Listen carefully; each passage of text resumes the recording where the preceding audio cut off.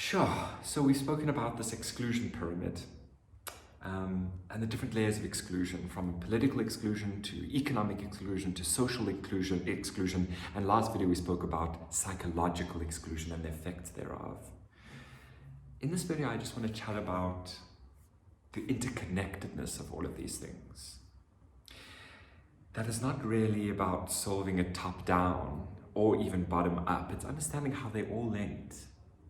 How being historically excluded from the politics, economic, social has deep psychological effects. How the deep psychological effects of racism still subconsciously keep the barriers of the social, of the economic and the political. If I don't think I'm ever good enough, why would I want to integrate? So all of these things are deeply connected.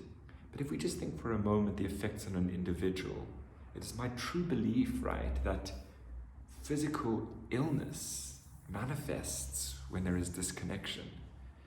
So when we're thinking about intergenerational trauma, when we're thinking about psychological unsafety, the impact on mental health and physical health of racism, of sexism, of homophobia are vast.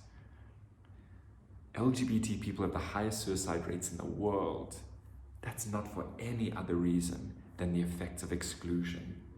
And we need to start understanding more holistically the physical and mental health impacts of those who've been excluded, and need to start understanding both the public health effects, but also how it is that we treat racism, how it is that we treat sexism and homophobia and eradicate it, and why.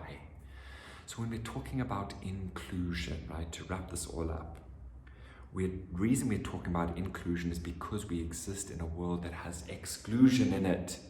And this exclusion is much deeper than we'd love to think. So keep woke, keep aware, keep vigilant. That it's not just about giving people of color the vote and now we're done. It's about an entire healing that needs to happen, right? And we need to keep doing it, keep going.